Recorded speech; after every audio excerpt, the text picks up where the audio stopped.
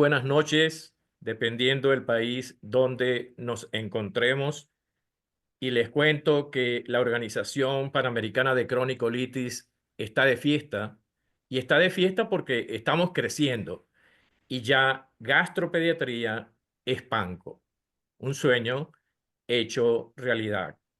Y hoy, gracias al trabajo excelente de un equipo admirable por la labor que realizó, presentan su primer webinar con un tema sumamente interesante: la transición, el manejo de la enfermedad inflamatoria intestinal, las experiencias que se han vivido, las lecciones aprendidas. No es fácil reunir a un grupo de colegas expertos en enfermedad inflamatoria intestinal como los que nos acompañan esta noche. Realmente a todos muchas gracias. Las moderadoras, la doctora Carla Bianchi, que es gastroenteróloga, hepatóloga, especialista en enfermedad inflamatoria intestinal, presidenta de la Sociedad Uruguaya de Gastroenterología, y la doctora María Estela Serrano, jefe de la División de Gastroenterología, Hepatología y Nutrición Pediátrica y subdirectora del Departamento de Pediatría de la Universidad Georgetown de Washington y miembro del grupo creador de esta gran y necesaria idea de gastropediatría pediátrica. Gracias, doctor Beitia, por esa introducción. Y sin más, voy a presentar a los expositores de hoy. Tenemos a la doctora Mónica Contreras. La doctora Contreras es gastroenteróloga pediatra, jefe de la clínica médica del Servicio de Gastroenterología del Hospital JP Garrahan, vicepresidenta del ASPEGEN y coordinadora de la Clínica de Transición de Enfermedad Inflamatoria Intestinal en Buenos Aires, Argentina. Y tenemos al doctor Patricio Ibáñez. Él es gastroenterólogo de adultos, especialista en enfermedad inflamatoria intestinal, vicepresidente de la Sociedad Chilena de Gastroenterología y gastroenterólogo del Centro de Enfermedad Inflamatoria Intestinal en la Clínica Alemana en Santiago de Chile. Bienvenidos. Buenas noches a todos. Gracias, Guillermo, por la introducción. Yo voy a presentar a nuestros excelentes panelistas. Tenemos al doctor Flavio Steinburs, que es un gastroenterólogo de adultos de Brasil, de San Pablo. Él es máster del Colegio Americano de Gastroenterología y expresidente de PANCO, nada menos. El doctor José Cadena es de Ciudad de México, es gastroenterólogo pediatra, es adscripto al Servicio de Gastroenterología y Nutrición de la Clínica de Enfermedad Inflamatoria Pediátrica y encargado de la Unidad de Endoscopía Digestiva del Instituto Nacional de Pediatría de su ciudad. Adelante nomás, María Estela. Bueno, muchas gracias. Entonces vamos a empezar con la doctora Contreras, que nos va a hablar un poco sobre el aspecto pediátrico de la transición en el manejo de la enfermedad inflamatoria intestinal, y va a continuar el doctor Ibáñez con la perspectiva de adultos. Después vamos a abrir el panel, tenemos algunas preguntas para nuestros panelistas, nuestros expositores expertos, y yo voy a monitorear el chat para si tienen preguntas y las podamos hacer ya al final de las conferencias. Lo que definiendo la adolescencia es el periodo que va desde la pubertad, el inicio de la pubertad, hasta los 19 años según la Organización Mundial de la Salud, pero que en los últimos años distintas sociedades han corrido esta edad hacia los 21, incluso hasta los 25 años. Es una etapa sumamente importante de la vida en donde se producen profundos cambios, no solo cambios físicos, sino de maduración sexual, cambios cognitivos, cambios neurológicos, emocionales, psicológicos, socioculturales, y tenemos que ver que en este periodo el paciente adolescente está en una franca adquisición de lo que es su personalidad, su autonomía, su independencia, para lograr entonces esta independencia total al llegar a la edad adulta. Si nosotros tenemos en cuenta entonces que estamos hablando de pacientes con enfermedad inflamatoria intestinal, podemos pensar cuál más vulnerable puede estar un paciente en este sentido. Y con respecto a la transición sabemos que hoy en día es un motivo de charlas y de compartir entre colegas, de adultos también, porque es sumamente importante comenzar a hablar de transición en pediatría, pero luego continuar. Y tenemos que hacer la diferencia entre lo que es transición y la transferencia, que es lo que veníamos realizando desde hace muchísimos años, hasta que desde un tiempo a esta parte se ha empezado a hablar de transición como un proceso dinámico que es complejo, que tiene que ser planificado, de esos adolescentes desde un sistema de salud centrado en niños hacia uno de adultos. Tiene que ser anticipado, tiene que ser flexible, individualizado, hacerlo por etapas, en forma progresiva, según las necesidades no solo del paciente y su familia. E incluye este proceso el acto de transferencia propiamente dicho. Pero yo digo, no finaliza acá. ¿Por qué? Porque el objetivo final de la transición es lograr la continuidad de atención en el sistema de adultos, con lo cual nosotros deberíamos tener como objetivo que ese adolescente se encuentre ya insertado en este sistema de salud final. Bueno, la transición es un problema que aún no está resuelto, que hasta el momento no hay un modelo estandarizado para el proceso de transición, así como tampoco consenso ni a nivel nacional ni en Latinoamérica. Y este problema es médico, excede al accionar de los médicos. Y bueno, podemos entender en parte que sí, porque yo les digo como pediatras, no todos los gastroenterólogos pediatras se sienten cómodos en la atención con adolescentes, sobre todo los pediatras que nos hemos dedicado a alguna subespecialidad. Pero más entiendo a los gastroenterólogos de adultos, que en su formación universitaria, médica, no les han enseñado las herramientas de esa atención holística que requiere el adolescente. Pero por otro lado, hay situaciones que exceden a los médicos. ¿Por qué? Porque nos faltan políticas sanitarias que contemple este proceso de transición. En nuestro país hay un sistema de salud muy fragmentado, hospital público, hospital privado, hospital monovalente, inmerso dentro de un servicio de adultos generales. O sea que la situación... ¿Hola? La situación es diferente en distintos sectores. Y bueno, el riesgo de resultados negativos si una transición no se planea y no se ejecuta de manera organizada, todos lo sabemos. Hay un aumento del estrés del paciente, de su familia. Seguramente esto hace que en esa transferencia, en ese transcurrir, haya pérdida de la continuidad en el seguimiento. Esto afecta el desarrollo psicosocial del paciente. Nos vemos con que el paciente llega a tener menor adherencia a los controles y al tratamiento, con una irregularidad en el seguimiento, por lo cual la enfermedad empeora. Por lo cual, los beneficios de hacer una transición programada es mejorar, en definitiva, la salud y la calidad de vida del paciente. Bueno, tenemos barreras para una transición exitosa y por parte de todos los integrantes de este sistema.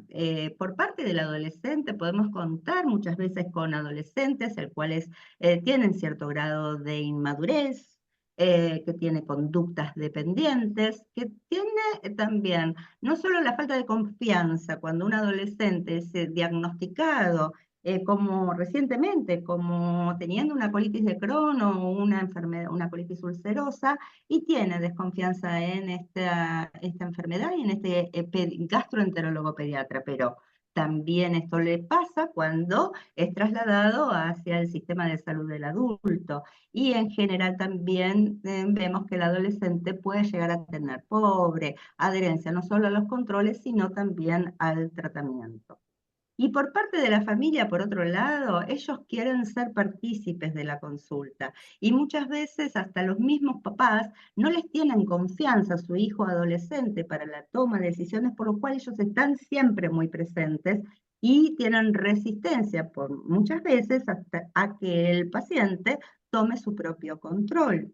Por parte de los pediatras, ¿qué podemos decir? Somos sobreprotectores, tenemos un cierto paternalismo, que esto hace que quizás no tengamos en cuenta y no estimulemos la autonomía de ese niño adolescente. A veces le tenemos que dedicar más tiempo y muchas veces esto no se da en la consulta.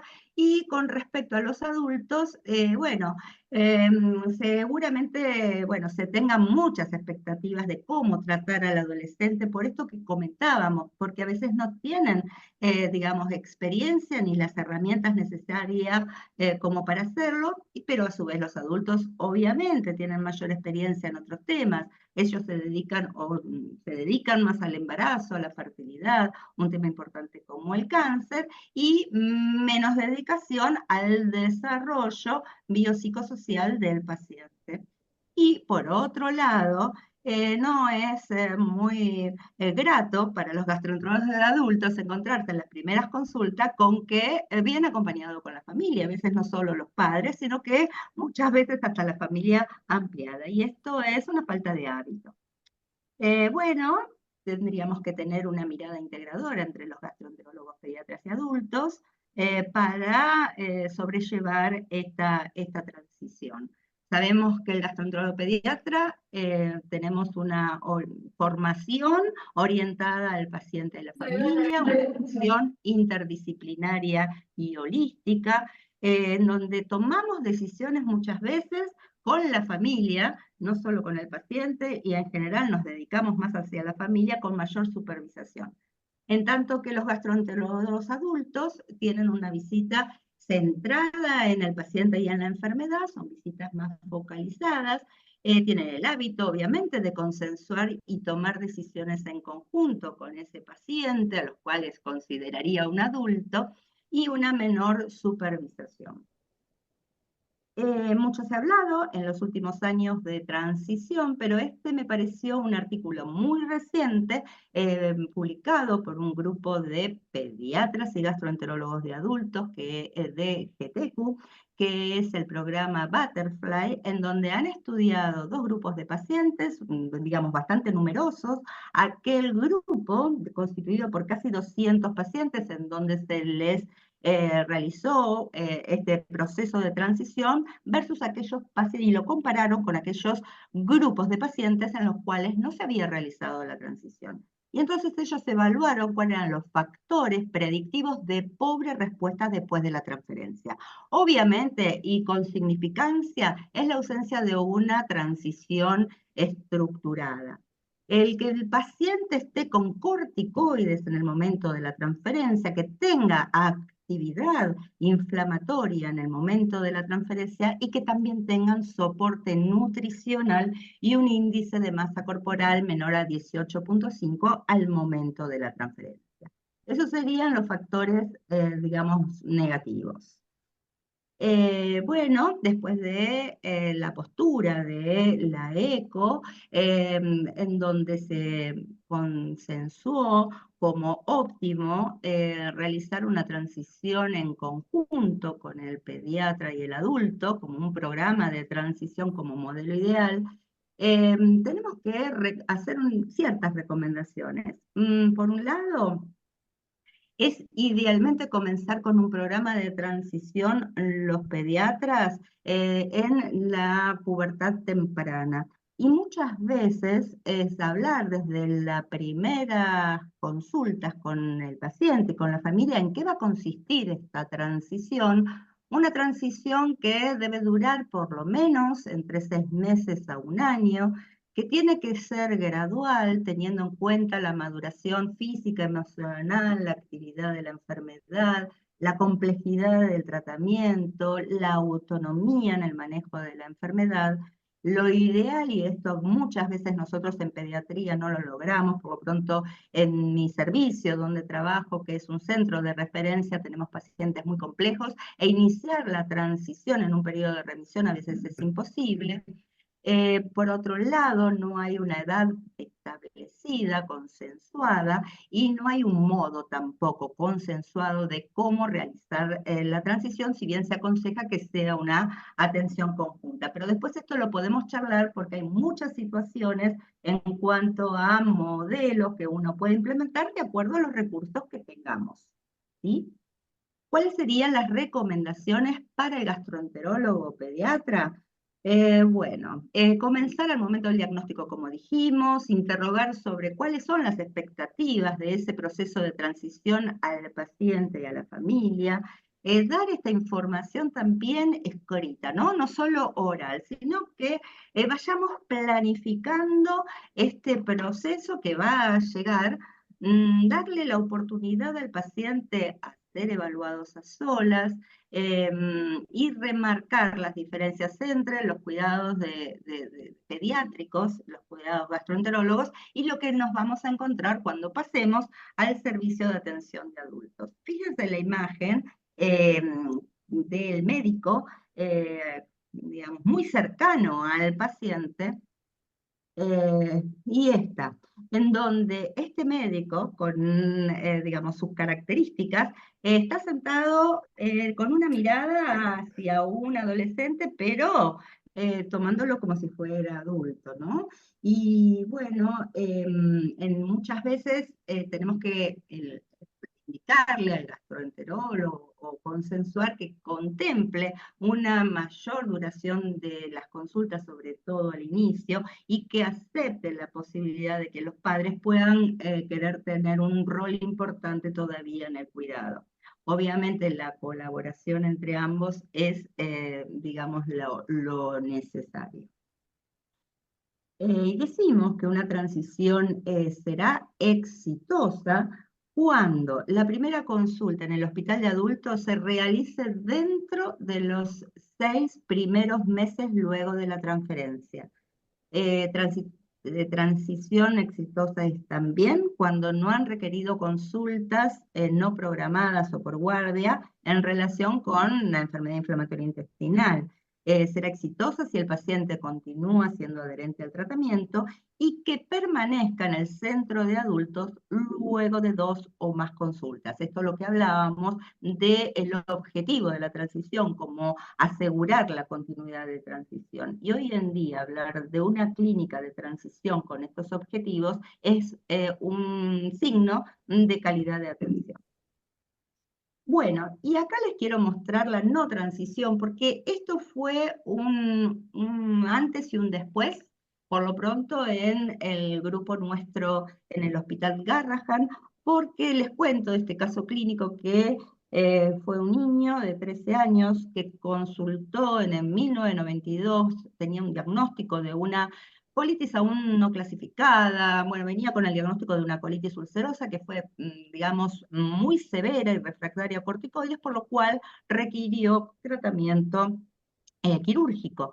Se le realizó una colectomía subtotal y una ileostomía de protección, y en la pieza quirúrgica nos encontramos con granulomas, por lo cual reclasifica en 1993 a enfermedad de Crohn.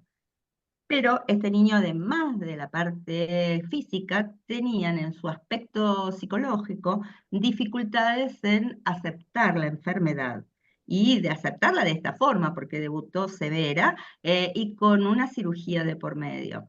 Por otro lado, veíamos que tenía un vínculo simbiótico sobre todo con la mamá, y no pudimos concretar con él el apoyo psicológico porque lo rechazaba. Este paciente, considerando esta situación, dijimos, bueno, seguimos atendiendo en nuestro hospital, que atiende hasta los 18 años, pero lo seguimos atendiendo, hicimos la transferencia a los 20 años. Pero me aparece en el 2019 en el consultorio del Hospital Garrahan, queriendo que les, digamos, realice un certificado para el trabajo. Le dije, no, Patricio, indudablemente algo mal hemos hecho. Con lo cual, bueno, este fue un fracaso, lo tomamos como un fracaso finalmente, y a partir de ahí empezamos a pensar, ¿cómo podemos nosotros en el hospital, en nuestro servicio, que es un hospital pediátrico, manejar este tema de la transición. Y es así que nosotros tenemos muy cercano el Hospital de Gastroenterología Monovalente de Adultos, que es el Hospital Bonorino Udaondo. Entonces, caminamos. Muchas veces y a pulmón, digamos, con la historia clínica y contando al paciente, digamos, por voluntades de las partes, pero a partir de un momento dijimos, vamos a hacerlo esto en forma, digamos, programada y en forma mensual, y vamos a visitar a los amigos del barrio. Bueno, entre 1997 y 2017, cuando todavía no se hablaba de transición, fueron transferidos a este hospital 82 pacientes de 298 que teníamos en seguimiento. Y luego hicimos un relevamiento en el 2018 y nos dimos cuenta que solo un tercio de los pacientes permanecían en seguimiento en el Hospital Bonorino Udaondo. Esto la verdad que es bastante frustrante. Decíamos, ¿qué pasaba con el resto de nuestros pacientes? Previo a la pandemia empezamos a implementar encuentros no sistematizados con estos gastroenterólogos de adultos para ver cuál era el derrotero de estos pacientes adolescentes. Hasta que en el 2021 ideamos el programa de transición con el objetivo de incentivar la autonomía de los adolescentes en términos de comunicación con los miembros del equipo de adultos, la adherencia, la toma de decisiones conjuntas, maximizando la independencia de sus familiares. Y es así que esta clínica de atención comienza a partir de los 14 años, y dentro de los 14 y 16 años, además del gastroenterólogo infantil y las distintas especialidades que amerita el seguimiento de este paciente, incorporamos a un médico de adolescencia. Hoy por hoy la figura del pediatra es importantísima y de hecho en nuestro país hay residencia de pediatría y hay centros en que incorporaron en distintas clínicas de pacientes crónicos complejos al pediatra, que ve al paciente adolescente en un todo, ¿no? En forma holística, junto con un equipo de salud mental, psicólogos y en algunos casos muy particulares psiquiatría también. Y a partir de los 16 años incorporamos en las visitas hasta los 18, que se va a realizar la transferencia, a nuestros amigos del barrio, a los gastroenterólogos de adultos, por lo menos con 2 consultas anuales. Lo hacemos en forma presencial, lo hacemos en algunos casos por nuestro país, como sucede en muchos de los países de Latinoamérica, son extensos en cuanto a la superficie, y somos centros de referencia. Muchas veces tenemos que hacer este tipo de atención a través de telemedicina. ¿Y qué usamos? Usamos instrumentos para ir, digamos, proporcionándole a los pacientes adolescentes esto de que hablábamos, ¿no? La autonomía. Nosotros usamos un constructo que es el TRAC 5, que está, digamos, aprobado en nuestro país y está al idioma español, está consensuado. Y luego de la transferencia, cuando llegó el paciente después de los 18 años al hospital Udaondo, lo que hacemos es, conjunto con los gastroenterólogos de adultos, saber en qué situación está el paciente y nos contactamos con el paciente para asegurarnos esta continuidad de atención. Bueno, tenemos fortalezas. La predisposición de ambas partes es fundamental. Y una fortaleza y una cuestión que realmente ha sido un antes y un después es la incorporación desde hace algunos años de una expaciente que está en atención en consultorio, siempre presente, 2 veces por semana, y ella hace un poco de nexo entre ese paciente adolescente y también los médicos de adultos, hablando de su experiencia y siendo un referente para los adolescentes. La predisposición de las distintas especialidades. El hospital, digamos, ha manifestado su compromiso institucional como para también llevarlo a cabo. Tenemos una enfermería especializada, que esta también es una gran fortaleza. pero tenemos algunas debilidades. A veces es difícil de coincidir en los horarios y días. Sabemos que esto, los gastroenterólogos de adultos, es por necesidad, pero le falta remuneración. Con lo cual, eso también debería ser un tema institucional como para poder charlarlo. Y nos falta por ahora espacio físico para tener una, digamos, clínica un poco más personalizada.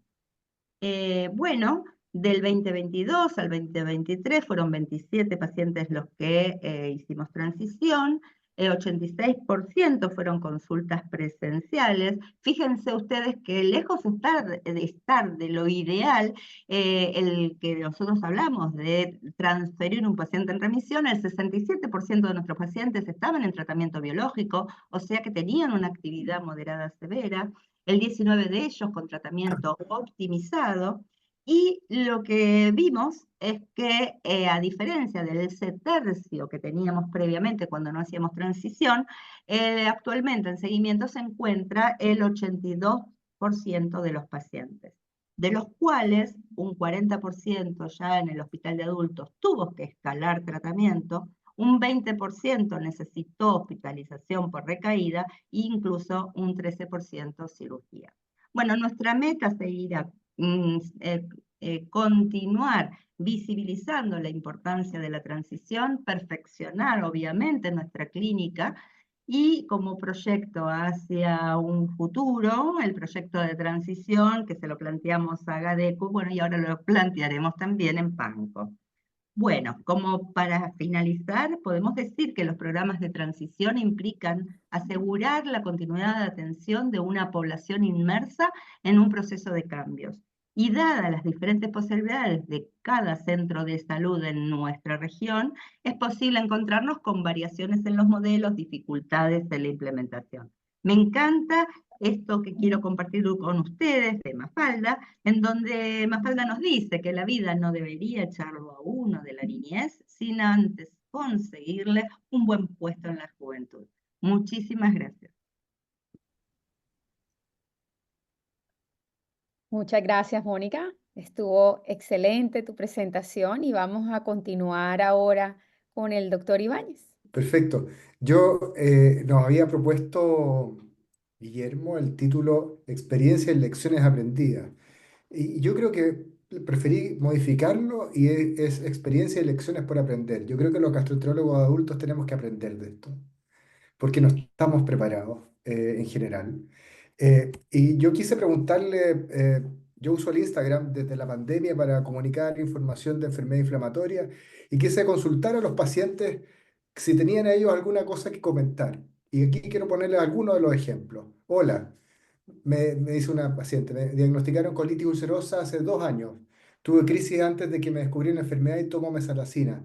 Obviamente control con gastroenterología. En un comienzo, este es un paciente de 18 años, me asusté mucho con el tema, pero ahora cuidándome de ciertos alimentos se mantiene controlada. Hola, dice una mamá, mi hijo cumplió 17 y estamos con gastropediatra. Crohn, con adalimumab.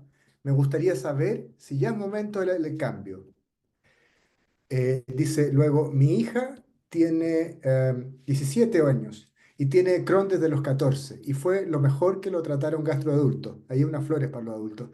Nos ayudó mucho, estuvo con crisis nuevamente a los 16 por no tener la dosis correcta, entonces a veces mejor, por lo mejor llevamos a gastropediatra, pero no nos sirvió. Ahí también apunta a otra cosa, que a veces las dosis, ¿no es cierto? O los objetivos no están alineados, etcétera. Sus exámenes normales, encontramos un super doctor que nos ha guiado en todo. Tenemos otro ejemplo. Hola, mi hija fue diagnosticada a los 6, ya tiene el 17, el año pasado fue derivada a gastroadulto. Le ha costado el cambio y es entendible.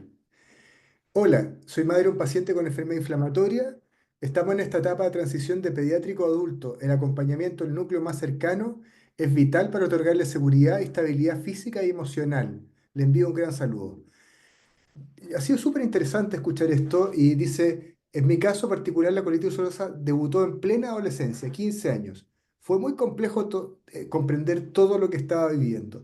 Yo creo que esto, dice otro paciente, me costó mucho asumir la enfermedad y hacerme cargo de esta. Probablemente ya de adulta me hice más consciente, pero en mi opinión considero que falta más acompañamiento psicológico, talleres educativos. ¿Te fijas? O sea, los propios pacientes ya nos dicen que estamos, ¿no es cierto?, fallando. Y este es un problema que, dado el aumento de la incidencia en la población pediátrica, este va a ser una cosa del día a día. Ustedes ya lo viven ahí, ¿no es cierto?, en Buenos Aires. Y como tú bien has dicho, esto es un proceso, no un evento puntual. Y quise tomar esta de un paper que habla de pacientes ancianos, pero esto que la transición de pacientes de inicio temprano hacia la edad adulta es lo mismo que se va a ir rellenando de pacientes pediatras, de edad pediátrica, que transitan hacia la edad adulta y luego pacientes que transitan hacia la edad más senil. Entonces, ustedes están acostumbrados a esto, ¿no? A un joven que, ¿no es cierto?, que está muy contento hasta que le dicen, te vas a ir adulto. Y pone esta otra fascia, ¿no es cierto?, que aquí está bien señalada. Y aquí cuando nosotros le preguntamos al papá, ¿y cuándo le hicieron su primera colonoscopia? Habitualmente el papá no tiene idea y el hijo tampoco, entonces tienen que llamar a la mamá si es que la mamá no está en ese momento. Em, Y como tú mostrabas ahí está el médico hablando con el paciente y su familia, y el paciente se siente muchas veces interrogado con una sala como ahí en esa serie que ha sido tan comentada, ¿no es cierto? Entonces tenemos retos comunes en la transición, hay ausencia de programas formales, eh, también está el miedo y la inseguridad del paciente ante el cambio, la falta de comunicación entre los equipos de pediatras y de adultos y diferencian protocolos terapéuticos, ¿no es cierto? A veces no son lo mismo. Estos objetivos de que tenemos que impulsar todo el objetivo de fomentar la autonomía del paciente, por cierto, garantizar la continuidad del tratamiento. No tiene sentido un paciente que está con un tratamiento se traslada a otro hospital o gastroenterólogo adulto y queda en el aire. Por lo tanto, la transferencia clara y completa de la información médica es muy importante y facilitar la integración con el equipo de los adultos. En esto requiere para los gastroenterólogos adultos de soft skills. Si ustedes han escuchado la charla de nuestro amigo Ignacio Catalán, que ahí está, ¿no es cierto? Es muy buena charla, pero a veces estas habilidades no son suficientes o no las tenemos, porque acá se requieren very soft skills, ¿de acuerdo? Y se necesita un poco más de empatía, más de cercanía, etcétera, y que para los gastroenterólogos, como bien ha dicho Mónica, no siempre la tenemos. Pero hay quienes sí la tienen, ¿no es cierto? Y que son las enfermeras de enfermedad inflamatoria intestinal, especialistas que nos pueden ayudar en esta transición. Nosotros no estamos acostumbrados a que tú abres y ves la sala de espera, ahí está el paciente con su familia que viene a una consulta médica. No estamos acostumbrados y eso genera a veces, muchas veces, rechazo o preocupaciones o tratar de decir, no, esto no es lo que yo estoy acostumbrado. Por lo tanto, yo creo que el rol del gastroenterólogo adulto en la transición es estar disponibles. Y yo creo que eso es lo primero que tenemos que hacer, estar disponibles para que los colegas de pediatría nos puedan transferir a los pacientes, porque si nosotros no tenemos disponibilidad de espacio para ver al paciente o para caminar una cuadra o subir un piso hasta donde está el gastroenterólogo pediatra con su paciente, esto no va a funcionar bien. Claro, obviamente recibir una historia clínica detallada, a veces recibimos una carta, pero la carta no dice todo lo que queremos saber, empezamos a indagar, a veces los pacientes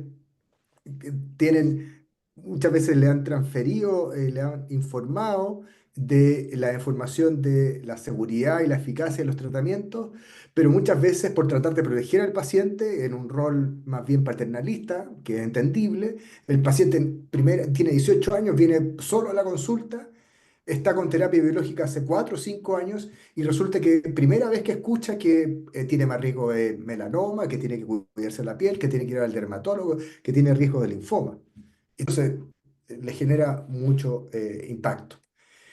Evaluar los conocimientos y autonomía del paciente. El paciente, ¿no es cierto? Hay scores que ahí tú has mostrado, y tenemos que coordinar con un enfoque multidisciplinario y yo creo que la enfermera inflamatoria es fundamental. Si alguien está con el micrófono abierto, si es tan gentil, lo puede mutear para luego ir a la discusión y ahí tendremos oportunidad de conversar. Mejores resultados clínicos con problemas estructurados, y tú lo has mostrado muy bien, Mónica. Menor tasa de hospitalizaciones, mayor satisfacción del paciente y su familia, por cierto, mayor satisfacción de nosotros también como tratantes. Hay que pensar que estos pacientes que transitan algunos años con los gastroenterólogos adultos van a estar mucho tiempo y probablemente algunos de nuestros pacientes que hoy día tienen 18, probablemente nosotros tengamos que transferirlo a un gastroenterólogo cuando ya nos tengamos que retirar cerca de los 80 años y el paciente tenga apenas 50. Citas conjuntas entre gastropediatra adulto, el uso de escalas de evaluación, evaluación progresiva, comunicación continua, ¿no es cierto?, en los equipos, como tú decías, que sea una cosa periódica. Y claro, esto tú ya lo has señalado, no quiero ahondar en esto, para que nosotros tengamos esta imagen, ¿no es cierto? Y lo que ustedes ven ahí al paciente, que está junto con todo el equipo. Está la enfermera, el gastropediatra, que se ve más joven que el paciente, la psicóloga, el trabajador social, en algunos casos es muy necesario, y gastroenterólogo de adulto, que también se ven todos más jóvenes que el paciente. La transición debe planificarse, adaptarse, la comunicación y coordinación son clave, empoderar al paciente, una transición exitosa nos va a dar mejores resultados de largo plazo. Así que eso es lo que quería comentar con ustedes para poder facilitar y favorecer la discusión.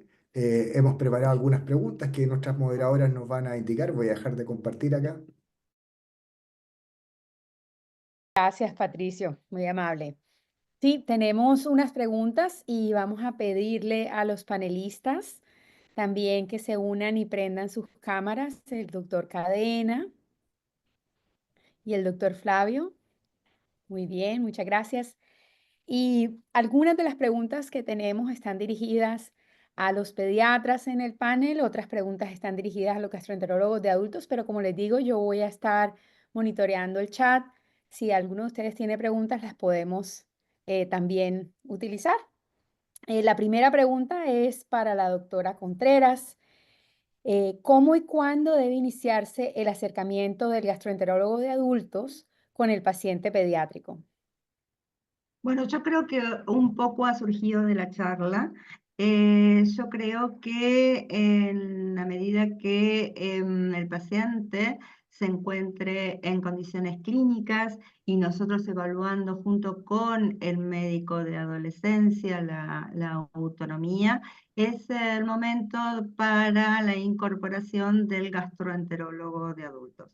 No hay, digamos, consensuado a partir de qué edad, pero en líneas generales, por lo que uno ve en la mayoría de las clínicas de transición, esto es a partir de los 14 años.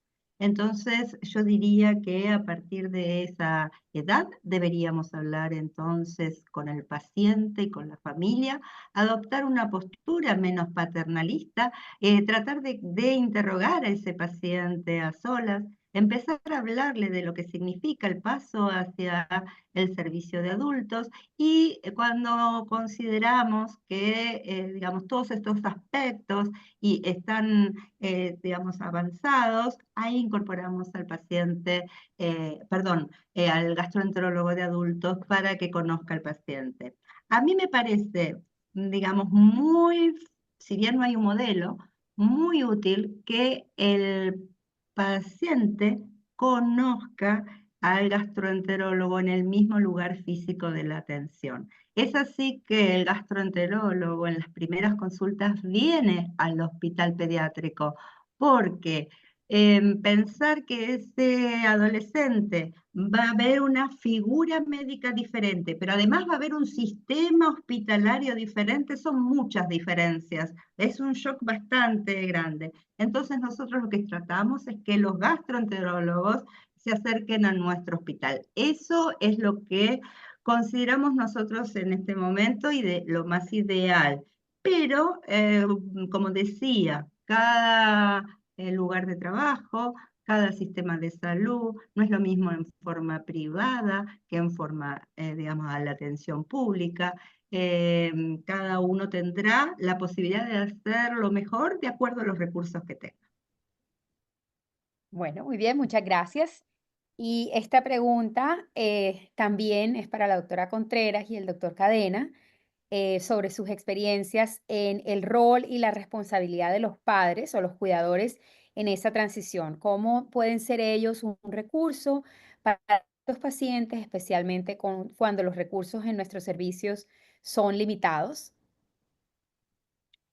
Bueno, tenemos que trabajar mucho con los papás, ¿no? Tratar de que los papás entiendan que estamos en este proceso de que su hijo adquiera la autonomía, esta cuestión de, como decíamos, de dedicarnos, y a partir de los 16 años, por derecho del niño y adolescente, el adolescente puede dar su opinión y puede aceptar o no el tratamiento siempre y cuando no corre riesgo de vida. Y eso se lo tenemos que aclarar también a los papás, que los papás quieren siempre continuar, digamos, dirigiendo el tratamiento y el diagnóstico y el seguimiento de la enfermedad inflamatoria de sus niños.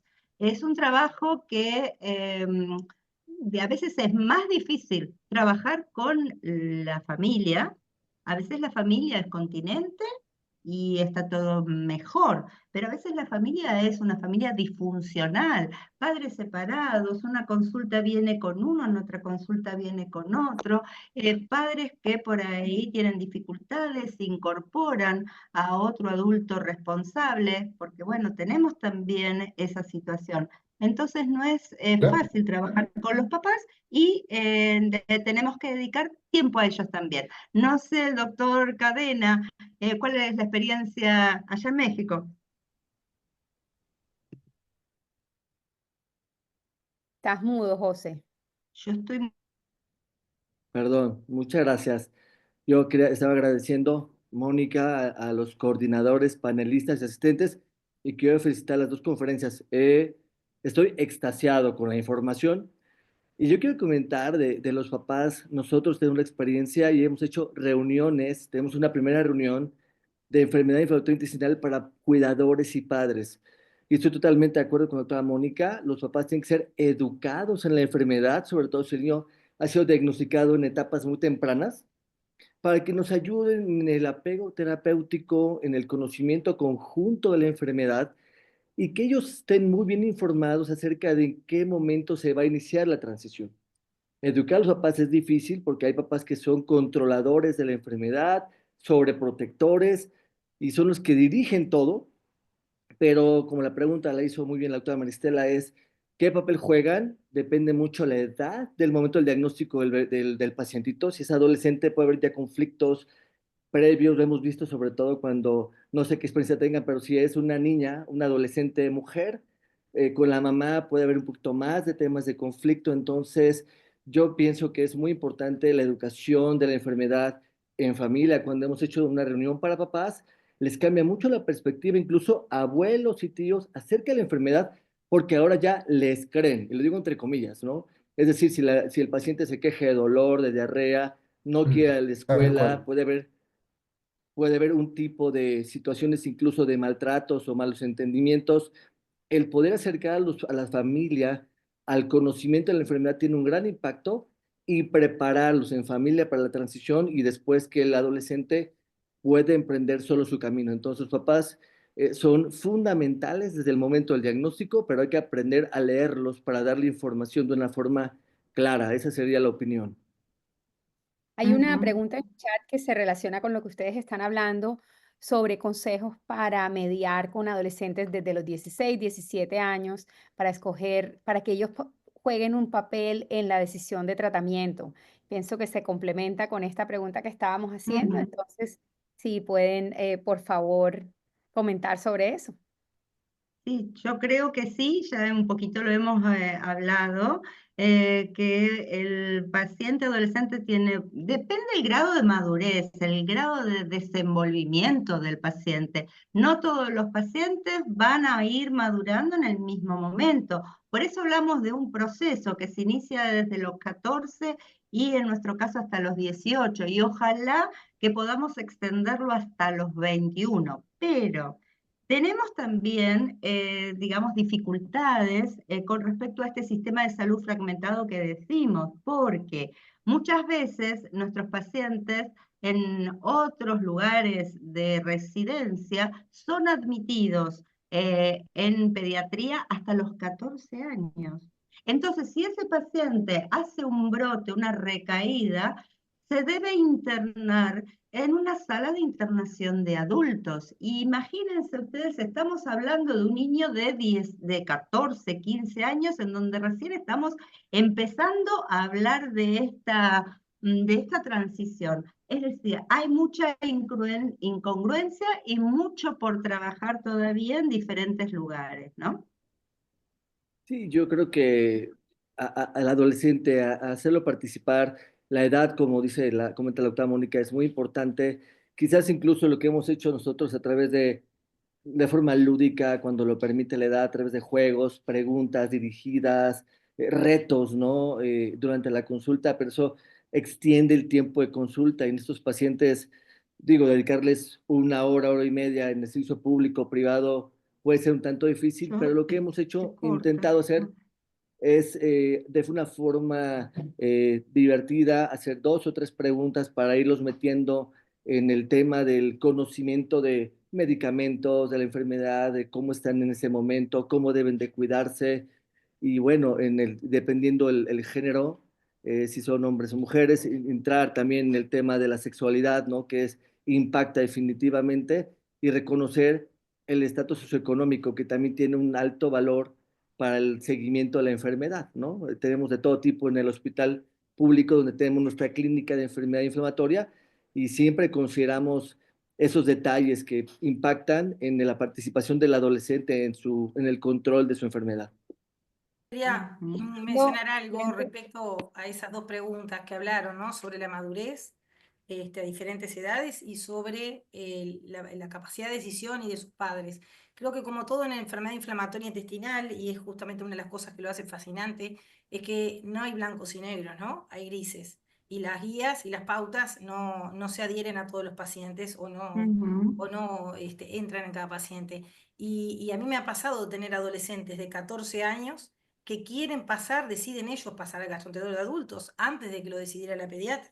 Me Ujú. ha pasado al revés, adolescentes inclusive más grandes, que la gastropediatra le ha recomendado ya Yo tengo la transición inestabilidad, y empezamos esa transición y yo creo. veo que no se adapta y que no está preparado en su madurez para pasar y le aconsejo seguir un tiempo más con su gastropediatra y lo hablamos. O sea que, y siendo más grande que el otro, o sea que eso es muy individual y son de las cosas lindas que hacen que nosotros en estas enfermedades tengamos que pensar e individualizar el paso a paso de cada paciente, ¿no?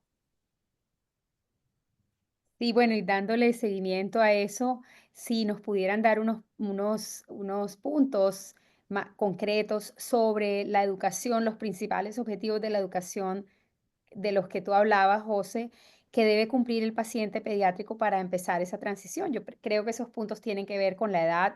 Nosotros ponemos unas metas en diferentes edades, pero cuéntanos un poquito sobre tu experiencia. Ya creo que Mónica se descongeló y nos puede hablar ella también. Sí, perdón porque tengo inestabilidad en internet y no escuché la pregunta si es que era para mí. Es para los dos.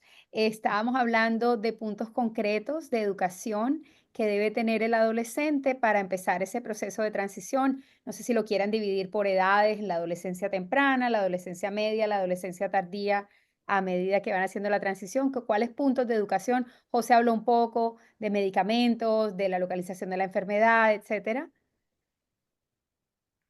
Sí, yo creo que tenemos que acostumbrarnos también nosotros los pediatras en abordar no solo desde la adolescencia temprana cuáles serían los datos que el paciente debería saber, cómo es la localización, cuál es el médico de referencia,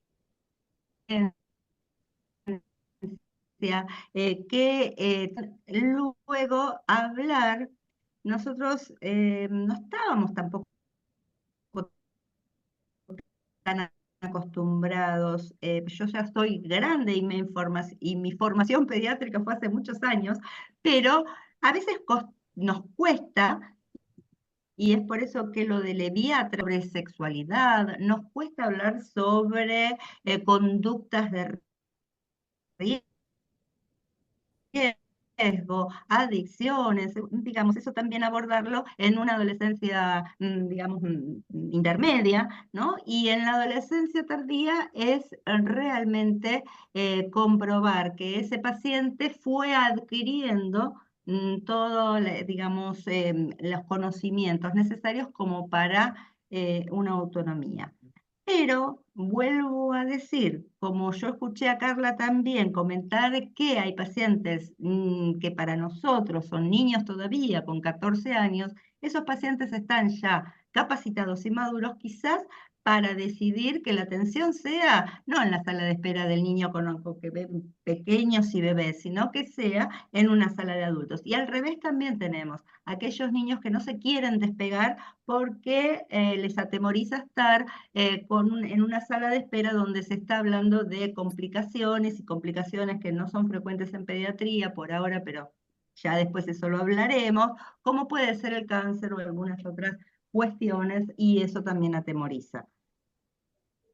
Yo pienso que puntualmente también el objetivo de la educación en niños pequeños va acompañado con la familia, el reconocimiento de qué tipo de fenotipo tienen de la enfermedad de forma inicial, cuál es el estado de salud y cuál es el panorama del tratamiento. Y conforme van avanzando en la edad, pues obviamente están obligados los pacientes a identificar en qué estado están de la enfermedad, reconocer sus medicamentos, dosis, frecuencias, efectos adversos, porque cuando uno plantea un cambio en el tratamiento, tenemos que informar muy bien acerca del beneficio, riesgos, contraindicaciones, cuidados, incluso aplicación de vacunas previamente, ¿no? Y todos los cuidados cuando uno cambia una terapia biológica. Y en adolescentes nosotros hacemos mucho hincapié en la autonomía, en que ellos sepan reconocer en qué momento están de su enfermedad. Hoy estoy en una remisión y usamos terminología, remisión profunda, respuesta clínica, oye, tu endoscopía es así, que sepan de qué se tratan los procedimientos que se pueden realizar, cuántos hemos realizado y cómo la intervención. Porque siempre comentamos, aprovechando que tenemos excelentes gastroenteros de adultos, nosotros somos muy apapachadores y cuando se enfrentan a un gastroenterólogo de adultos, ellos tienen que hablar con cierta terminología, avanzar en eso también. Y de tal suerte que les permita tener una mejor interacción con el gastroenterólogo de adultos, que se les facilite el lenguaje. Entonces, Tal cual. conforme el niño avanza, también tiene que avanzar un poco la terminología, el uso de medicamentos y la decisión.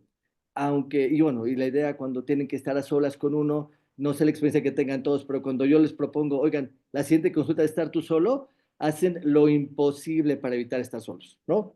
Entonces, a veces uno ve los ojos de ellos y dice, bueno, está bien, en la siguiente oportunidad lo hacemos, pero definitivamente la autonomía y la decisión y la preparación tiene que ir avanzando hasta que ya, ¿no? Tienen que estar completamente solos. Y yo creo que hacerles un examen de 5 preguntas sería fenomenal, ¿no? Para ver cuánto realmente saben. Bueno, continuando un poquito para tratar de abarcar un poco todos los aspectos que se preguntan. Sabemos que en esta etapa de transición, obviamente, el gastropediatra debe transmitirle al gastroenterólogo de adultos cuestiones concernientes con lo que es el desarrollo físico, psíquico y cosmético de este paciente. Flavio, ¿cómo te gustaría, por ejemplo, que José te transmitiera esos aspectos? Bueno, buenas noches a todos. Yo creo que hay algunos aspectos que son muy importantes. Entonces, la enfermedad inflamatoria intestinal en la fase de transición es una fase donde el aspecto cosmético es muy importante. Entonces, los niños quieren siempre estar bonitos, época de estar enamorado con nosotros. Si tú vas a dar un tratamiento con corticosteroides, se van a quedar hinchados, feos, con pelos en la cara. Eso no se va bien, se van a ganar mucho peso, no le gustan estar feos. Entonces, muchas veces ellos se van a el médico, le dice, si le dice que yo prefiero estar enfermo do que estar feo como estoy. Entonces, es Ujú, terrible. Entonces, es muy importante preservar el aspecto cosmético, principalmente en esta fase de transición. Esto es algo muy importante. En el chico, lo más importante es preservar el desarrollo. Entonces, si hay una gran diferencia entre el tratamiento del chico con enfermedad inflamatoria intestinal y el adulto, es que en el adulto no hay preocupación con el desarrollo, pero en el chico ujú, el desarrollo hay que ser preservado de todas maneras. Entonces, el corticosteroide puede ser importante en determinados momentos del tratamiento, pero debe ser reservado para el plazo más corto posible, porque puede perjudicar el desarrollo del chico y causar efectos sistémicos y cosméticos muy malos para esta fase de edad, para esta edad. ujú. Yo creo que una otra cosa que es muy importante diferenciar es la utilización de, de terapia nutricional. En el chico la terapia nutricional es muy, muy importante. No voy a decir que no es importante en el adulto, pero muy menos. Entonces hay que diferenciar, porque muchas veces cuando tiene un chico y le hace una nutrición integral o otro tipo de nutrición, y solamente con la nutrición puede obtener una remisión o una mejoría muy grande. Eso no pasa con el adulto. Entonces, nadie va a pensar que se puede tratar un adulto con un complejo alimentar que le va a hacer bien. Ninguna dieta, y yo participé del consenso mundial acerca de la dieta en enfermedad inflamatoria intestinal, la única cosa en términos de dieta, de nutrición, que tiene una evidencia científica es que hay una disminución de crisis en pacientes que hacen una dieta mediterránea. Solo. No hay ninguna otra evidencia científica, ni con FODMAP, ni con restricción específica de carbohidratos, ni nada. Entonces, la verdad también no con TGF beta, no hay nada en el adulto que haga una justificativa para restricción alimentar o de cualquier manera. Entonces yo creo que los principales aspectos son estos que yo acabo de mencionar, ¿no? Bien. Continuando con esos cambios, sabemos que en esta etapa de transición coincide, como dijo Mónica en su presentación, con un montón de cambios, ¿no? Cambios hormonales, cambios estrés académico, mudanzas por cuestiones de ir a ciudades donde existen las universidades donde van a estudiar. Todos estos cambios generan un montón de desafíos que justamente pueden desencadenar brotes o empujes, como llamamos nosotros, que pueden hacer replantear el tratamiento o pueden hacer replantear la situación actual de la enfermedad. ¿Cuáles son, a tu criterio, Patricio, o mejor dicho, en tu experiencia actual, cuáles desafíos son los que continuás encontrándote?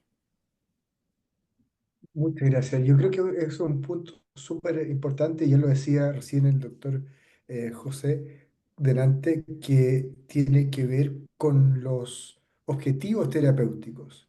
Y a veces nos encontramos con que no usamos el mismo lenguaje, en términos de que el paciente a veces está con una enfermedad que está parcialmente activa, que si bien es cierto está sin síntomas, pero tiene calprotectina elevada, o no tiene calprotectina reciente, o tiene una colonoscopía que no se controla nunca más. Entonces ahí nos encontramos con un desafío de poder plantear que justamente para que este paciente que ha debutado con una enfermedad inflamatoria intestinal en etapa temprana tenga menos impacto sobre su bienestar global, es que tenemos que tener muy presente y ojalá desde la edad pediátrica, tanto los padres como el propio paciente maneje estos conceptos de remisión, de objetivos terapéuticos, para que unificando el lenguaje, el paciente, digamos, mira, tú estás en remisión clínica, pero tu calprotectina ha ido subiendo, entonces tenemos que hacer acciones para ver qué está pasando y eventualmente hacer ajuste de dosis. Así que yo creo que sigue siendo un desafío, esto es un desafío que lo tenemos también con los pacientes de adultos, pero ciertamente me ha tocado ver pacientes que transitan en esta edad pediátrica y a veces uno tenemos ejemplos de buenas transiciones. Yo creo que todos hemos vivido buenas transiciones donde hemos tenido conversaciones, diálogo permanente con el paciente, con el gastroenterólogo pediátrico previas, y otras veces donde el paciente simplemente se presenta y no hay ningún dato y dice, vine, me dijeron que viniera adulto y vine donde usted y el paciente no maneja ni información ni muy claramente los objetivos terapéuticos y tenemos que partir un poco de nuevo con toda la desconfianza que se genera cuando uno ve un médico nuevo. Porque al gastroenterólogo pediátrico lo ha visto desde el comienzo, la mamá pasa que los padres tienen el teléfono, el WhatsApp, el correo, y los gastroenterólogos, esa comunicación con los gastroenterólogos no es tan así. Entonces dice, bueno, la mamá quiere tener el teléfono tuyo, el teléfono de la casa, cuando tú estás de vacaciones dice, bueno, ¿quién me va a contestar? Por si el niño se agarra una diarrea aguda, el pediatra siempre me contestó si podía comer o no la pizza, y usted me dice que da lo mismo. Entonces, ese tipo de cosas tenemos que probablemente en esto que se está generando, estas instancias como estas son tremendamente positivas. Como yo insisto, yo creo que todos tenemos que aprender de cuál es el mejor mecanismo, porque este es un fenómeno que va a ir creciendo. Yo creo que los gastroenterólogos de adultos estamos súper ya seteados con los Strike 1, Strike 2, Claro. y digamos, de alguna manera en los gastropediátricos cada vez tienen más experiencia con nuevos fármacos. Pasa que los estudios clínicos son todos hechos en adultos, las drogas son aprobadas en adultos, no están aprobadas en los pacientes pediátricos, y por lo tanto eso también hace que los gastroenterólogos pediátricos muchas veces dicen, oye, yo nunca he usado tofacitinib, yo nunca he usado pavacitinib, lo podría usar, y el paciente, claro, viene mal con infliximab, viene mal con adalimumab, y claro, tenemos que ir avanzando a otros modelos y tenemos que ir aprendiendo en esto que es un aprendizaje, yo diría, continuo, donde tenemos que ir mejorando. A mí me gustó cuando dijiste en tu presentación, Patricio, de que era muy difícil para los gastroenterólogos de adultos. Es muy difícil. Creo que sabemos mucho menos que los pediatras para adaptarnos a esta transición y que nos enriquecemos mucho de hacer estas transiciones estructuradas, que justamente son, yo veía que el hacer una transición estructurada evita las historias médicas fragmentadas, que el gastroenterólogo de adultos pierda detalles de la historia previa del paciente en base a, por ejemplo, si es un paciente adherente o no, si es un paciente que ha tenido fallas a tratamientos previos, por lo cual no podemos repetir esos tratamientos, cuál es la madurez emocional de este paciente, cuál es su vínculo familiar, tiene dependencia, no tiene dependencia, tiene problemas de salud mental como ansiedad o depresión. Todo eso es fundamental. Bueno, y después lo concerniente al programa de salud, ¿no? Si tiene un acceso fácil a un gastroenterólogo de adultos o no. Creo que hay un montón de desafíos que pasamos los Aristas. gastroenterólogos de adultos que con un programa estructurado podríamos disminuirlos. Ahora, Patricio, sabemos que en el proceso de transición muchas veces vemos que, y nos pasa, y me ha pasado a mí y a todos ustedes supongo, muchas veces el gastroenterólogo de adultos mantiene el tratamiento pautado por el gastropediatra y otras veces lo modifica ya sea en tipo de fármaco seleccionado, en dosis o en intervalo. ¿Por qué es esas modificaciones? ¿Eso es útil? ¿Eso es bueno? ¿No es bueno? Nosotros los gastroenterólogos de adultos consideramos que tenemos los mismos criterios de remisión, manejamos los mismos criterios que los gastropediatras, tenemos el mismo o distinto enfoque terapéutico. Sí, yo diría que con el tiempo esto se ha ido equiparando, pero yo diría que en un comienzo no. En un comienzo muchas veces nos tocaba ver pacientes de edad pediátrica que usaban prednisona 5 o 10 miligramos estables, que el pasar a biológicos era un poco, daba susto por el riesgo de linfoma. Y yo diría que hay algunos gastroenterólogos pediátricos que estaban súper avanzados, De hecho, tenemos que recordar que los primeros trabajos de acetoprina en Crohn fueron hechos por gastroenterólogos pediátricos de entrada, y eso hoy día, ¿no es cierto? Después se demostró que, claro, es muy lo correcto, pero yo diría que si en la medida que nosotros tengamos una mejor comunicación y ocupemos los mismos criterios, esta necesidad de ajustes va a ser mucho menor. Y eso es muy bueno porque le da al paciente, a su familia, la tranquilidad que hay una estabilidad. Siempre es muy disruptivo, ¿no es cierto? Un paciente llega y viene tomando 2 veces al año prednisona y está con la cetoprina. Le decimos, mira, probablemente la enfermedad sigue activa, tenemos que avanzar a terapia biológica. Y dicen, ay, no, porque el papá leyó que esto podría dar linfoma. ¿Te fijas? Entonces, es siempre disruptivo porque además, reitero, para el gastroenterólogo pediátrico de adulto es un sujeto nuevo en esta historia.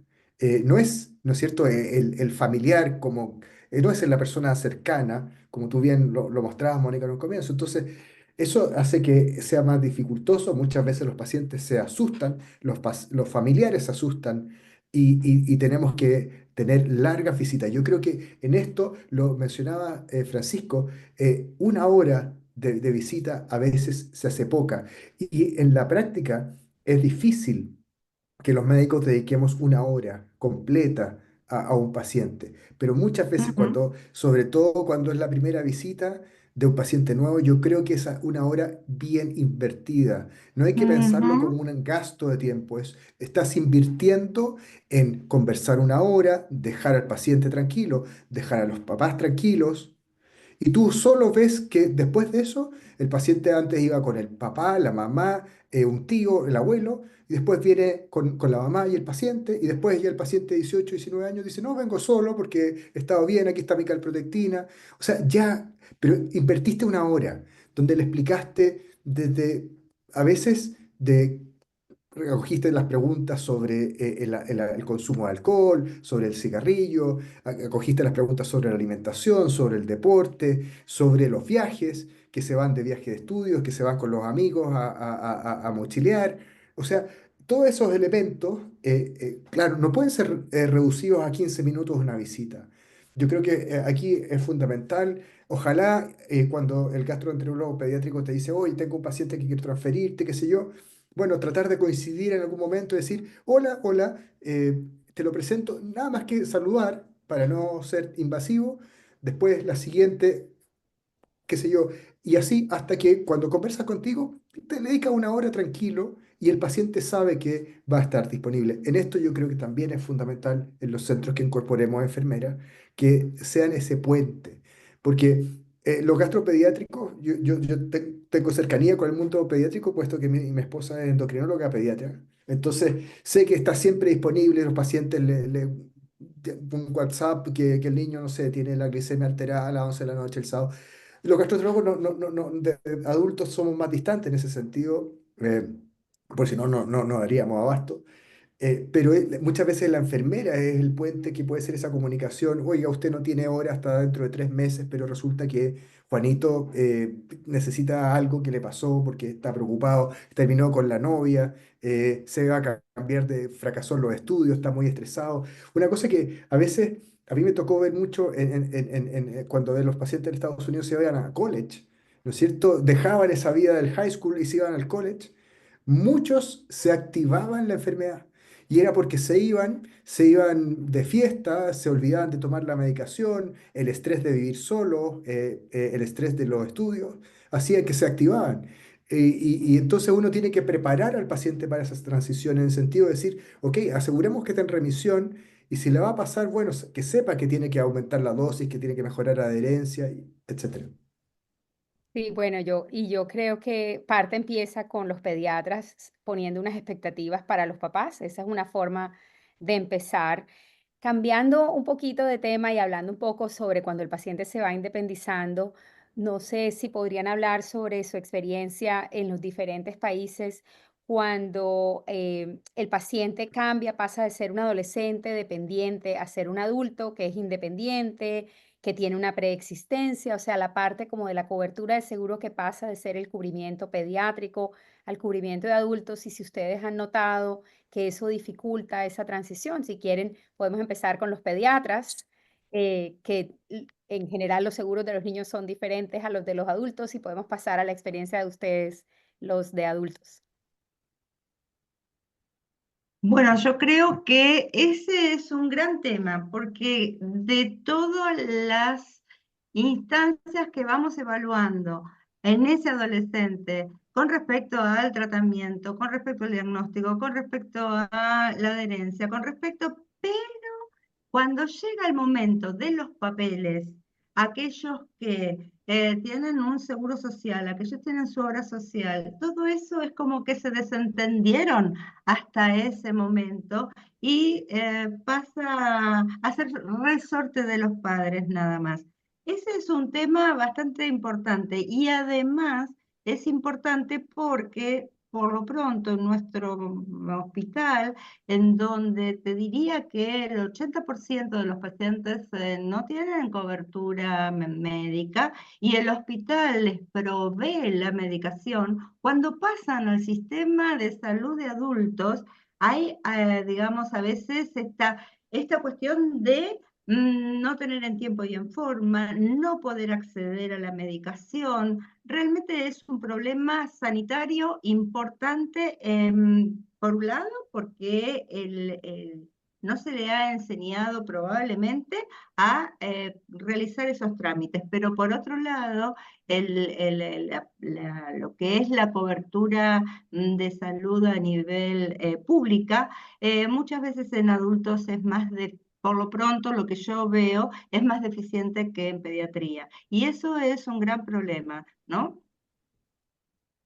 Bueno, yo podría comentar aquí dos cosas, al menos en nuestra población también la mayoría, los que vemos es en hospital público y el tiempo de continuación del tratamiento que se puso o que lleven en el hospital pediátrico al adulto se retrasa mucho.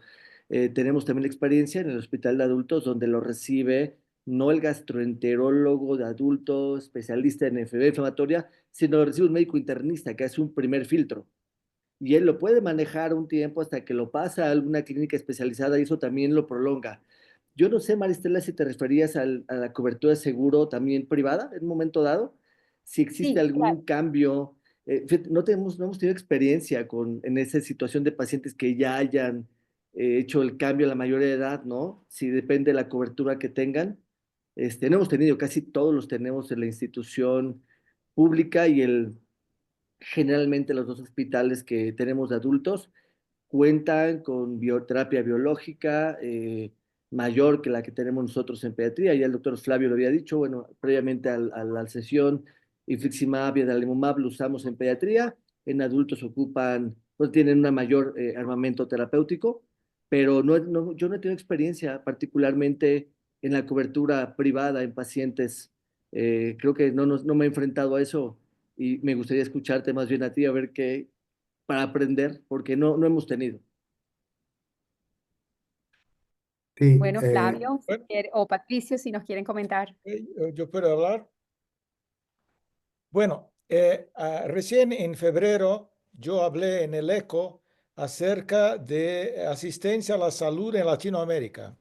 Entonces yo hice una revisión de prácticamente todos los países de Latinoamérica y puedo decir a ustedes que la asistencia de Latinoamérica es una confusión tremenda, porque ujú, en todos los países de Latinoamérica nosotros tenemos la salud pública y la salud privada. La salud privada en todos los países es de primer mundo. Entonces, en Argentina, en Brasil, en Colombia, en Chile, y todo, Uruguay, la salud que tiene reembolso o entonces los planes de salud es relativamente buena. El problema está en la salud pública, porque la Ujú, salud pública tiene una accesibilidad muy amplia, pero muy chica, muy corta para los medicamentos. Entonces, no tiene ujú. todos los medicamentos, se lleva mucho tiempo para su aprobación en el sistema público porque cuesta mucho para los gobiernos y los gobiernos no tienen plata, entonces la situación es muy complicada. Entonces, en Brasil pasa lo mismo como todos los países. Entonces, nosotros tenemos acá la medicina privada que ocurre en 25% de la población y la pública que responde por 100%, pero la usan solamente 75%, pero es universal. Pero los 75% que la usan tienen que esperar las aprobaciones de las medicaciones, que en Brasil son relativamente buenas, rápidas cuando comparadas con Latinoamérica. Pero en toda Latinoamérica hay mucha confusión con este tema. Me gustaría comentar, bueno, yo esos datos te los pasé, Flavio, para esa conferencia tuya de Uruguay. Uruguay en ese sentido considero que estamos muy bien, en el sentido de que la dinámica del Uruguay para la cobertura de los tratamientos de alta complejidad, al igual que de todos los procedimientos de alta complejidad, los cubre el Fondo Nacional de Recursos, que es una organización no gubernamental. Eso cubre el tratamiento biológico de todos los pacientes de salud pública o de salud privada. ¿Ah? Se asegura el mantenimiento del tratamiento sin switch del paciente desde que empieza con un fármaco, se mantiene el fármaco solicitado por el médico tratante, se suspende únicamente ante decisión del médico tratante, obviamente con fundamento, salvo que se vea que el paciente no está respondiendo. Se hace un seguimiento estrecho para la aprobación de los medicamentos trimestralmente, con el cual el médico tratante debe mandar la paraclínica de ese paciente y nosotros evaluamos si viene respondiendo, si las calprotectinas se están manteniendo bien, si vienen subiendo, si tuvo la consulta anual con el dermatólogo, las aprobaciones se hacen muy rápido. Semanalmente tenemos los ateneos de aprobación, en los casos urgentes en 48 horas. La única situación que puede retrasar la aprobación es, por supuesto, si el paciente viene mal inmunizado o si no se manda la paraclínica correspondiente y estrictamente necesaria para su aprobación, como la colonoscopía o una enteroresonancia o las vacunas.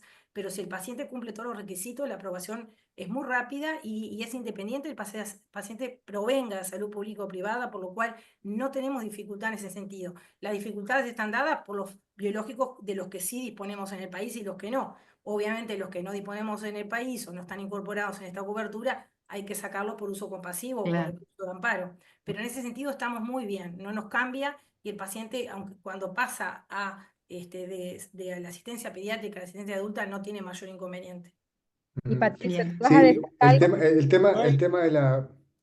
Uruguay, Colombia y yo creo Chile también tienen un sistema un poco mejor, pero en estos países que Claro. tienen la liberación para todos los sistemas públicos y privados, la incorporación de nuevas drogas es más lenta do que Difícil. los países que no tienen. Entonces, lleva más tiempo. Tú probablemente no tienes ni el risankizumab y las nuevas drogas. ¿Y Guselkumab, tú tienen? El Ya risankizumab está para entrar al Ministerio de Salud Pública, está en vías de aprobación para el Ministerio, para que pueda entrar al fondo. Tenemos el ADA, el Inflix y el GOLI, el UPA, todo aprobado, incluido, cubierto. Guselkumab. No, el Guselkumab no está en el Uruguay No, todavía. entonces, ¿eso qué pasa? Brasil tenemos todos aprobados, pero no tiene la distribución general. En los países que tienen distribución general, lleva más tiempo para tener la incorporación. Sí. No, Esto creo que pero es me la parece confusión. Esta que es es la muy confusión importante de que el Latinoamérica. paciente se asegura mantener el fármaco, ¿no? Eso creo que es Sí, importante. No Sí. un tiene tema importante, dificultades, Otra vez. digamos, en Sigue. el mantenimiento. sí, un tema importante, por ejemplo, el tema de las preexistencias, porque, por ejemplo, en Chile no hay, si alguien tiene una preexistencia, no puede cambiarse libremente a un seguro público o un privado, por ejemplo. Entonces queda capturado en un sistema. Pasa, por ejemplo, me ha pasado con pacientes cuyos padres son de las Fuerzas Armadas. Entonces el padre tiene la previsión de la Fuerza Armada y el hijo, mientras es dependiente, la recibe. Pero pasa que el hijo ya cumple cierta edad, 23, 24 años, no es de las Fuerzas Armadas, por lo tanto no recibe, y recibe y queda en un limbo, porque el seguro privado no lo recibe, el seguro público tampoco, ese paciente queda en un limbo. Y me ha pasado que los pacientes tienen pérdida de continuidad del tratamiento y es realmente un drama. Entonces, yo creo que si en algo nosotros como banco, como sociedades científicas, como médicos que hacemos advocacy, es tratar de influir para que estos pacientes que tienen enfermedades crónicas que ocurren en la época de dependencia de sus padres puedan en edad adulta tener asegurado de alguna manera la continuidad, la posibilidad de continuar el tratamiento. Porque si no, a veces, claro, en esa provisión más protegida está, pero el paciente después termina de estudiar los estudios secundarios o superiores y queda realmente en el aire. Patricio, este es un tema muy importante. Muy importante. Justamente yo en general, yo hablo a mis pacientes para que 2 años antes de la pérdida que hagan un seguro aparte para el chico, porque acá es obligatorio que el seguro sea hecho, pero tiene 2 años de una franquía hasta que pueda Ujú. usar. Bien. Es una carencia. Muy bien. Bueno, quizás continuando, porque hay muchas preguntas del público, ¿cuáles serían las diferencias fundamentales en el tratamiento o en la disponibilidad y utilización de fármacos? Acá lo vemos. En pediatría algo lo charlamos, de lo que está aprobado, lo que todavía no está aprobado, lo que se usa ante la emergencia, entre el tratamiento de niños y de adultos. Flavio, y bueno, por supuesto, acá esta pregunta creo que para todos, pero si querés comenzar, Flavio. Y bueno, Obvio. Carla, es muy importante, como yo hablé, que se evite el corticoide en los chicos, pero una cosa muy importante es que la aprobación de la droga biológica para los chicos tarda mucho para que puedan ser usadas. Entonces, en todo el mundo tenemos solamente los anti-TNFs aprobados para los chicos y solamente el infliximab y adalimumab. Entonces, si un chico no tiene respuesta, es un no respondedor primario a anti-TNF, no tiene lo que hacer. Entonces, lo que ocurre es que muchas veces tenemos que usar medicación off-label. ¿Sí? Ujú. Hay como hacer un report, un relatorio para el plan de salud. En general, mismo el gobierno lo aprueba. No está aprobado para el chico, pero de frente a una situación terrible, se ocurre a un paciente, no tiene lo que hacer, no se va a indicar una cirugía cuando hay medicaciones disponibles Obvio. que probablemente van a funcionar muy bien. Bien, coincido plenamente con el doctor Flavio, porque a veces nos planteamos nosotros, no tenemos disponibilidad y hago la salvedad, estoy trabajando en un hospital donde gracias que podemos obtener vía off-label varias medicaciones, pero en algún paciente nos hemos hasta planteado la cirugía, decimos no tenemos nada Claro. más, tenemos que operarlo y nosotros en nuestro medio estamos viendo cada vez más pacientes con enfermedad de Crohn y no colitis ulcerosa. Es decir, que someter a un paciente a una colectomía subtotal por falta de respuesta siendo una enfermedad de Crohn y la verdad que no tiene esa indicación. Y por otro lado, como para clarificar un poco esta problemática, acá tengo un slide en donde fue en la reunión de EPSGAN-NAPSGAN, acá está Ethan Wine y Ann Griffith y todos los gastroenterólogos pediatras de renombre. Entonces, hablan de la demora dramática de aprobación de las drogas en pediatría. Y tengo para decirles que el ustekinumab llevamos 8 años, 9 años de no aprobación para pediatría. El vedolizumab llevamos 11 años. Bueno, el tofacitinib estamos en 7. Y así, bueno, los más recientes. Por ejemplo, el UPA tenemos 2 años y medio, casi 3. El Risanquil lo mismo. Estamos muy demorados. Y recién en nuestro país, para el 2026, van a aprobarse el Risankizumab. Con lo cual Yo, está, y el ustekinumab, perdón. con lo cual estamos muy demorados. Por otro lado, digamos, también quería agradecer las palabras de Flavio por el tema de que trajo a colación uno de los tratamientos que los pediatras nosotros, en vez de corticoides, indicamos que es la alimentación enteral exclusiva en pacientes con actividad de Crohn moderada, con buena respuesta. Esto es por ese lado. Y por otro lado, quiero traer una preocupación por parte de el equipo nuestro y de los gastroenterólogos pediatras, porque, como ustedes saben, existe un grupo especial de pacientes con enfermedad inflamatoria intestinal a los que llamamos very early onset, menores de 6 años con diagnóstico de enfermedad inflamatoria intestinal. Algunos, digamos, pequeños porcentajes, y no llega a más del 30%, pueden tener una causa monogénica o puede ser que estén con un compromiso de una inmunodeficiencia, pero la mayoría son pacientes que tienen una enfermedad inflamatoria poligénica, pero claro, tenemos pacientes que debutaron antes del año de edad. Y si nosotros atendemos hasta los 18 años, ese paciente tiene 17 años de enfermedad y muchas veces esa enfermedad no controlada, con lo cual el cáncer de colon asociado a enfermedad inflamatoria intestinal, y porque en nuestra población tenemos una alta prevalencia de compromiso hepático y de colangitis esclerosante, a diferencia por ahí de países de Europa, estamos en un grave problema. Preocupación. No sé si esto lo podemos tratar. Nosotros estamos recién implementando esta digamos, visión endoscópica en centros especializados. Nosotros tenemos endoscopistas, digamos, avesados, pero no estamos, creo yo, del todo capacitados para mirar lesiones tempranas, lesiones, digamos, malignas. Entonces ese es un gran desafío por parte de los pediatras, que, bueno, tenemos que aprender de los adultos, ¿no? O sea, que está muy bien esto de poder compartir esta experiencia, porque de hecho este año presentamos 4 pacientes en el GADECU 2025 con adenocarcinoma de colon, de los cuales ninguno tenía antecedentes familiares de cáncer de colon ni de otra cáncer, pero sí 3 de ellos tenían colangitis esclerosante y 3 de ellos eran pacientes very early onset, con lo cual estamos en un problema también como para, digamos, futuras webinars, ¿no? Yo las puntualizaría porque han dicho de verdad de forma fantástica todo.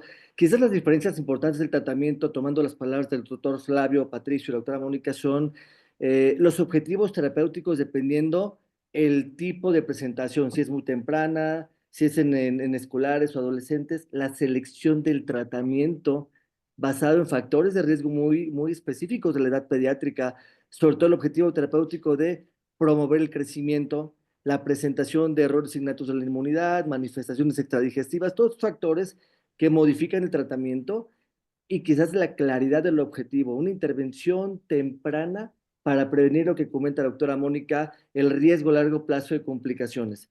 Algo que hemos visto nosotros es como dijo el doctor Flavio, el sobreuso de esteroides de manera prolongada, que también tiene un efecto en el crecimiento de nuestros pacientes. Entonces, al menos en México, el uso, no importando quizás el tipo de presentación de la enfermedad inflamatoria, a veces son moderadas graves, y empiezan con lo mismo, ¿no? Esteroide, azatioprina, mesalazina, incluso siendo enfermedad de Crohn, lo sostienen un tiempo prolongado y a veces hay respuesta clínica, pero la remisión endoscópica no se presenta y no hay correlación en la mayor parte de los pacientes clínica endoscópica, y entonces eso reduce la selección adecuada del tratamiento. Creo que la diferencia muy importante es que yo tengo la impresión de los gastroenterólogos adultos que están enfocados en estos casos tienen muy clara el objetivo de remisión endoscópica que puede reducir la evolución de la enfermedad, y algunos gastroenterólogos pediatras que quizás no tengan esa directriz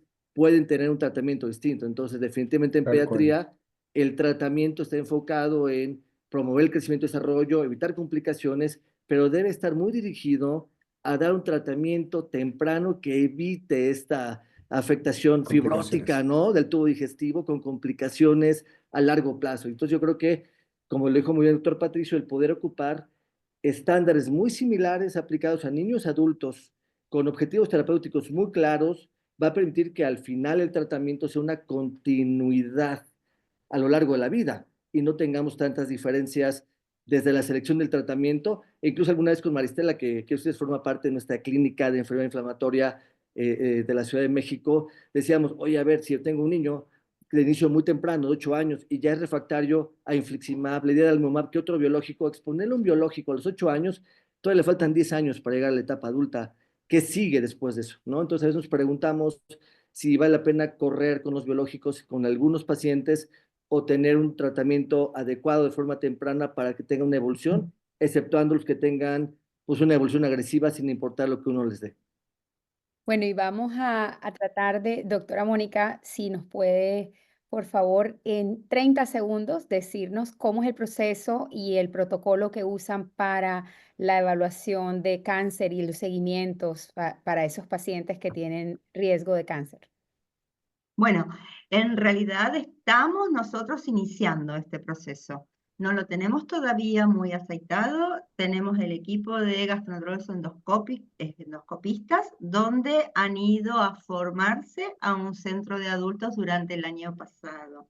Y empezamos eligiendo los pacientes que llevan más de 7 años en nuestro caudal de pacientes, más de 7 años de enfermedad, y en aquellos pacientes que tienen asociado colangitis esclerosante, en donde sabemos que hay que hacer una colonoscopía anual. En esos pacientes tratamos de protocolizarlo, lo que es, digamos, algo frustrante, y por ahí después esto lo podemos charlar con adultos que tienen más experiencia, porque nos hemos encontrado que muchos de estos pacientes, aún protocolizados, no se encontraban en remisión. Entonces, tener un paciente con una actividad todavía moderada no nos permite, bueno, realizar una buena screening de cáncer de colon, ¿no? Con tomas de biopsias en lo que estamos haciendo, magnificación y tomas de biopsias dirigidas. Gracias. Bueno, creo que nos quedaría un tema muy brevemente, si quieren alguien comentar, sobre el tema de la falta de adherencia que podemos llegar a padecer los gastroenterólogos de adultos en esta transición. Es un desafío clínico frecuente que enfrentamos, es multifactorial, y creo que, bueno, tenemos que tener una estrategia estructurada para, primero que nada, identificar tempranamente cuáles son los pacientes que tienen una falta de adherencia. Creo que eso lo podemos hacer de varias formas, ya sea utilizando herramientas como cuestionarios, revisando o monitorizando los fármacos, utilizando biomarcadores, bueno, obviamente con la agenda de la asistencia a las consultas. Factores, luego evaluar cuáles son las causas, si las causas son individuales del paciente, si son familiares, si son del propio sistema de salud. Y lo más importante, qué estrategia, y acá algún comentario de alguno de ustedes, necesitamos, o sea, qué estrategia podemos aplicar o de qué forma podemos intervenir para mejorar esta adherencia. Creo que los 3 palabras pueden resumir esto, y me gustaría la opinión de ustedes, que es educar, empoderar al paciente adolescente y motivarlo. ¿Cómo logramos estas 3 cosas brevemente? ¿Alguno, Flavio Sí, o Patricio? sí. Mira, yo habitualmente le pregunto a los pacientes cuántas veces en la semana se te olvida tomar el medicamento. No le pregunto si te lo estás tomando porque la respuesta obvia va a ser sí. Le pregunto cuántas veces en la semana se te olvida. Y algunos te dicen, mira, sí, 1 o 2 veces. Y le digo, ¿cómo podemos hacer para que eso no suceda? ¿Cómo crees tú que podría involucrarlo? ¿Ah? Decirle, ¿tienes un smartphone? Ok, ocúpalo, pon una alarma. No, es que me da lata tomármelo porque los días viernes tengo atletismo y llego muy tarde. Bueno, tomarlo más temprano. Qué sé yo, si en la mesalacina, por ejemplo, fraccionada en múltiples tomas, ese es un hecho casi de la causa, que la adherencia es baja. Entonces, tratar de fomentar estrategias, comentar al paciente, educar, como tú decías, Carla, cuáles son los objetivos terapéuticos y el que sepa por qué tiene que tomar 3 gramos de mesalazina, 4. ¿Por qué tiene que tomar la cetoprina todos los días? ¿Por qué tiene que inyectarse cada 14 días? ¿Por qué tiene que...? Si el paciente entiende el por qué, es más fácil que lo haga que si no lo entiende. Pues si a ti te ponen que tomar tú una cantidad de pastillas y no entiendes para qué, si te sientes, además el paciente está en remisión, se siente igual de bien cuando lo toma que no lo toma. No le hace sentido tener que tomarlo. Pues dice, lo dejé de tomar una semana y me siento bien. Lo dejé de tomar un mes y me siento bien, no me ha pasado nada. Pero ¿cómo va la calprotectina? ¿Por qué? ¿Para qué hacer una muestra de calprotectina? ¿Para qué? Qué lata, te ponen cara de horror los adolescentes. Ah, Señalen las otra vez. consecuencias de la no adherencia, Tal Claro. cual. Y, ¿verdad? y Los decirle que plazos. esto es, que una cosa, yo uso mucho es de decirle, mira, eh, yo entiendo que lo primero que uno quiere es no tener una enfermedad, pero dado que la tienes, lo primero que uno quiere es que la enfermedad esté en remisión. Y acuerdo con los pacientes en los objetivos que tenemos que llegar. Si el paciente dice, mira, ¿te parece que busquemos esto? ¿Te hace sentido? El paciente sí, y yo creo que adhieren. No, no es la bala mágica, sin duda que no funciona en todos, pero muchas veces las limitaciones económicas son las limitaciones económicas son un punto. Y a veces resulta más caro 3, 4 gramos de mesalazina en nuestra realidad que el paciente que recibe terapia biológica porque lo recibe de parte del Estado. Y la mesalazina no se la da al Estado y tiene que financiar el equivalente a 100, $200 todos los meses. Entonces, Ujú. son otras limitantes. Yo estoy de acuerdo con Patricio. Como yo tengo una clínica totalmente privada, en general mis pacientes no tienen el fraccionamiento porque hay las formulaciones que se toman en dosis única. Entonces es Mm. mucho más fácil y la adherencia es mucho mejor. Con relación al uso de biológicos en general, los pacientes que vienen de pediatría ya están acostumbrados con el uso. Entonces no hay un cambio muy grande en su vida y en general se va a tomar o cada 14 días o cada 2 meses, entonces es algo mucho más tranquilo. Entonces, la verdad que yo no tengo mucho problema con relación a adherencia al tratamiento. Y yo creo que es importante consensuar con ellos metas a corto plazo, metas pequeñas a corto plazo, alcanzables, que eso nos va a ayudar a generar el compromiso.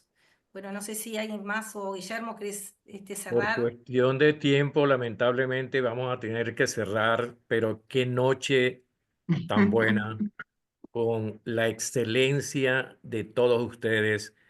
Qué brillantes. Estamos orgullosos realmente de haber organizado este primer webinar de gastropediatría con toda la experiencia de ustedes. El punto de la adherencia es algo que nos preocupa enormemente. Nosotros, casualmente, en el primer congreso de Panco en Guadalajara, hicimos un trabajo de investigación que dio que muy a pesar de múltiples actividades que se desarrollaban, teníamos un 47% de adherencia de nuestros pacientes. Luego empezamos a hacer actividades, club de pacientes, congreso de pacientes, invitábamos nutricionistas, psicólogos, llegamos a la conclusión, vamos a hacer una consulta grupal y lo estamos haciendo en este momento con todos los pacientes en el hospital.